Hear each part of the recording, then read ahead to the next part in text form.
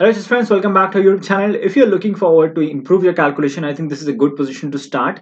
It's white to play and win the game. Your task here is very simple. You have to calculate all the way till the checkmate from this position onwards, okay? So go ahead, pause the video and try to find the winning variation all the way till the last move. If you can do it, I think that will be excellent.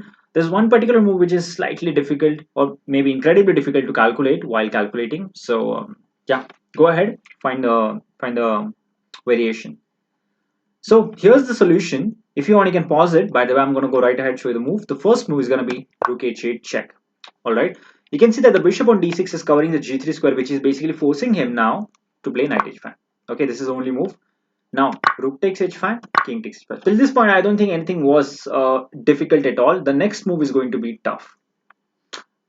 Bishop to g3. The thing is, if you go rook h1, black will simply play bishop h4 and he's completely fine, right? And that's why bishop to g3 is a line blocking, it's line closing blockade, or cutting the lines of communication, whatever you want to call it. That's the tactic, and the threat is very simple. Now you want to go rook h1 checkmate. Okay, how do we stop it? Assuming he ignores it, for example, a terrible move would be a2, then simply rook h1 mate. So you can't really ignore it. Let's say you play bishop takes bishop, stopping rook h1. And because if rook h1, you can simply block it with bishop h4, right? You're completely fine. But now comes rook to c8, and now you see what we have done. We have created a blockade on this the two squares. There were already pawns, but now the g3 square is gone, and so we have taken away the escape square from the king.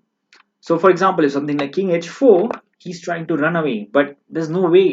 Just rook h8, and the bishop basically takes away the square of the king. And the same happens if in this position, if he takes with the rook, right? It's exactly the same thing. You create a wall, and instead of going on this square, you rather go to c8, and no matter what he plays here, it doesn't really matter because rook h8 is unavoidable mate.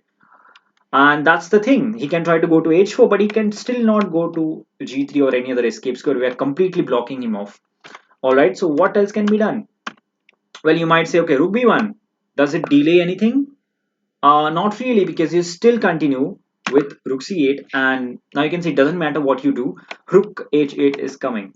Yeah, you can take the bishop, you can ignore it, you can't really move these two pawns, the king is not going anywhere. It's done. Yeah, and this pawn on b5 makes life tough for black. So yeah, there we have it.